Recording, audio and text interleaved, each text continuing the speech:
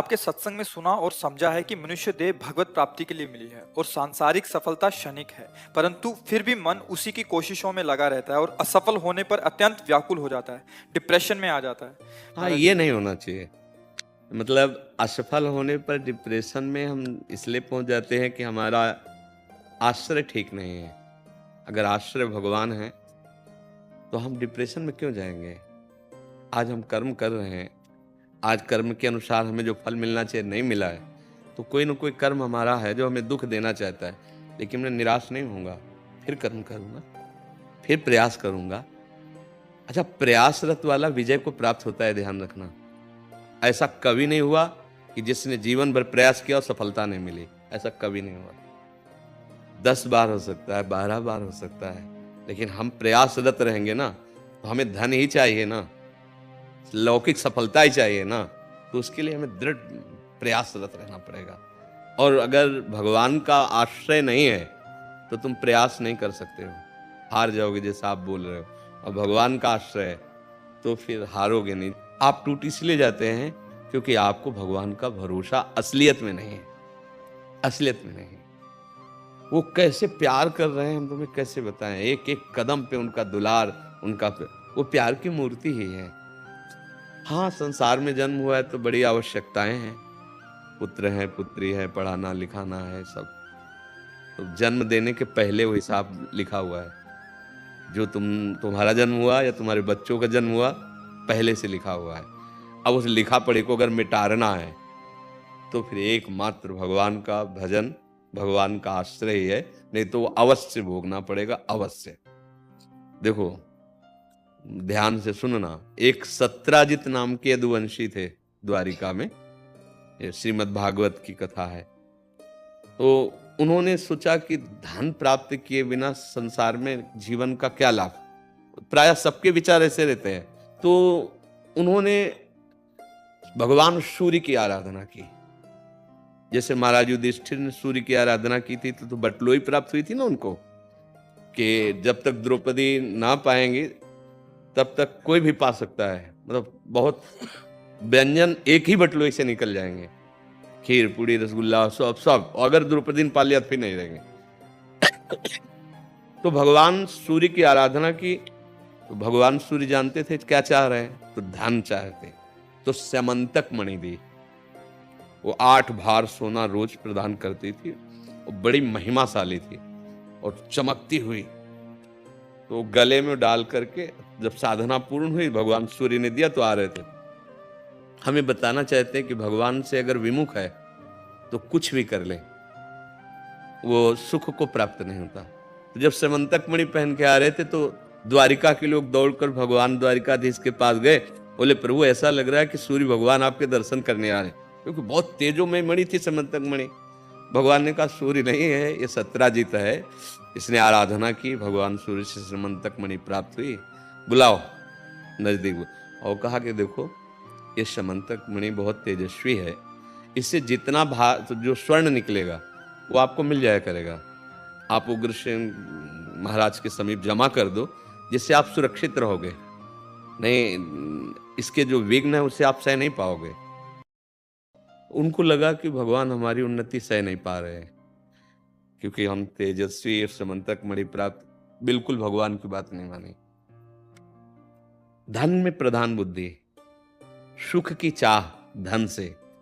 भगवान कह रहे तुम्हें इसका जो रोज धन है 8 बार स्वर्ण, वो मिल जाया करेगा, सुरक्षित रहेगी और तुम्हें कोई बाधा नहीं पहुंचे। वो भगवान की सलाह को असहनशीलता समझा कि भगवान मेरा खुशी, मेरी महिमा, ये जो मुझे प्राप्त हुआ सह नहीं पा रहे, इसलिए कह रहे उग्रसेन जी को दे दीजिए। अब वो मणि लेकर के घर में बड़े आनंद से रहने लगे। एक दिन उनके छोटे भाई ने, अब भाई है ना प्रसेनजीत, उन्होंने मणि गले में पहनी। बहुत अच्छा लगा। सोचे शिकार खेलने के लिए, पहले राजा लोग जैसे जाते थे ना जंगली क्रूर पशुओं की हत्या करने, तो घोड़े पर चढ़ करके और गए, लौटे ही नहीं। अब वो सत्राजित जो प्राप्त किए थे ना, उन्होंने ये प्रचार प्रसार कर दिया कि श्री कृष्ण ने कहा था और हमने जमा नहीं किया, तो हमारे भाई को भी मरवा दिया और मणि छीन ली। अब ये बात धीरे धीरे पूरी द्वारिका में फैलने लगी। भगवान ने कहा हमें तो इस बात का पता ही नहीं है कि वो पहन करके बाहर गया है, ऐसा कुछ हुआ है। तो कुछ गणमान्य लोगों को लिया और घोड़ों की टाप के अनुसार गए तो आगे देखा घोड़ा मरा हुआ पड़ा था। फिर आगे देखा कि वो व्यक्ति भी मरा हुआ पड़ा था, उनका छोटा भाई जो प्रसेनजीत था। फिर देखा कि वहाँ सिंह के पंजे एक गुफा की तरफ जा रहे हैं, तो देखा कि गुफा में अंदर कुछ कोलाहल है। तो भगवान द्वारिकाधीश ने सबको रोका कि रुको, पहली बात तो देखो घोड़े को सिंह ने मारा, फिर प्रसेनजीत को मारा, फिर सिंह ने ऐसी कोई समझा कि खाद्य वस्तु ये है, उस मणि को लेकर इधर आया, कोई इस गुफा में है जिसने उस सिंह को मार करके वो मणि अंदर ले गया। अब मैं अंदर जा रहा हूं केवल उसको ये प्रमाणित करने के लिए कि इसमें मेरा कोई दोष नहीं है। भगवान अंदर गए तो जाम्बवती जी उसी से मणि से खेल रही थी। बहुत युद्ध हुआ भगवान का और जाम्बवान। जब भगवान के घूंसों के प्रहार से जाम्बवान जी का शरीर, तब उन्होंने कहा कि अब मुझे पता चल गया कि मुझे इतनी पीड़ा केवल मेरे रघुनाथ जी के घूंसे से हो सकती है और किसी से नहीं हो सकती, क्योंकि बहुत बड़ी बल शक्ति वाले जाम्बवान जी। तो जाम्बवती जी को दिया और वो मणि भी दी। वो मणि लेकर के वापस आया और कहा देखो इसमें हमारा कोई दोष नहीं था, आप हमारे ऊपर। फिर भी भगवान की बात उनको समझ में नहीं आई, वो मणि अपने पास ही रखे। अब सतधन्वा नाम के एक व्यक्ति ने और कृतवर्मान, यार बहुत कीमती मणि है, मार डाला, सत्राजित को मार डाला। वो मणि लेकर के भागे। अब देखो उस मणि को सुख के लिए प्राप्त किया, धन के लिए, और भगवान की आज्ञा को उल्लंघन किया। अगर हम केवल धन लक्ष्य रखते हैं तो किसी की भी आराधना करके बिना भगवान का आश्रय भजन किए कोई भी धन हमें सुख प्रदान नहीं कर सकता। भगवान का आश्रय है, नमक रोटी खाओगे, चैन से रहोगे, परिवार सुखी रहेगा। धन की ज्यादा परवाह मत करो, धर्म की परवाह करो तो धन अपने आप आपके पास आ जाएगा। जैसे सच्चे आपको कहते हैं, अभी आपको भगवान के प्रताप का पता नहीं है। महालक्ष्मी जिनके चरणों को चापती रहती है, वो जरा सी कृपा कोर कर दे तो कुबेर का खजाना आपके घर आ जाए। तो बोले आ क्यों नहीं रहा है? क्योंकि आपको भगवान का भरोसा नहीं है, आपने ऐसे कर्म किए भगवत विमुख। इसलिए डिप्रेशन वाली बात तो नहीं आनी चाहिए। हाँ, धन की जरूरतें होती हैं तो प्रभु ने तुम्हें कर्म दिया, कर्म करो। अगर सफलता नहीं मिलती तो निराश मत हो, फिर प्रयासरत रहो। अगर बहुत धन भी प्राप्त हो गया और भजन हुआ नहीं तो यहीं तो बैंक में रह जाएगा। कितने ऐसे लोग हैं जिनको बहुत धन की प्राप्ति, तो क्या शांत हैं वो? क्या वो प्रसन्न है? क्या वो सुखी हैं? केवल दिमाग की भावना है, खाओगे तो उतना ही और जाओगे तो है ही, तो बैंक में लाद के ले जाओगे बैंक नहीं। भगवान जैसी परिस्थिति दिए, राजी रहना सीखो और धर्म पूर्वक भगवान का आश्रय लेकर नाम जप करोगे तो ये डिप्रेशन वाली बात नहीं आएगी। हम देख रहे हैं जिस समय जो आवश्यकता होती है भगवान वो दे।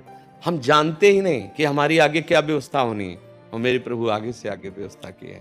भगवान का भरोसा वो कैसे चलाते हैं, जैसे बालक की दुलार वृत्ति माँ के अंदर होती ना, करो सदा तिनके रखवारी जिम बालक राखे। हम ये नहीं करें कि हमारी कोई तपस्या देख के भगवान दीजिए, नहीं, वो केवल ये देखते हैं कि मेरे सिवा इसका कोई सहारा नहीं, आपका है इसलिए आप परेशान हो। यदि आप भगवत सहारे से हो जाओ तो सच्ची कहते हैं वो अखिल ब्रह्मांडों को बनाने के लिए किसी के सहयोग की जरूरत उसको नहीं पड़ी है। ये माला माल हो जाओगे, वही समझाना चाहते हैं, निहाल हो जाओगे। अगर सुदामा जी अपनी निष्ठा में रहे तो जैसी द्वारिकापुरी वैसी सुदामापुरी बनी, पर थोड़े दिन तो सहना पड़ेगा ना। भगवान भी ये देखते हैं कि तुम्हारा भरोसा कितना दृढ़ है, और एक बार पार हो जाओ, भरोसे को दृढ़ दिखा दो, तो त्रिभुवन की राज्य लक्ष्मी उनके चरणों में लुटती रहती है। वो हमारे स्वामी है, वो हमारे प्रीतम है। तो डिप्रेशन में जाने वाली बात तो होना ही नहीं चाहिए।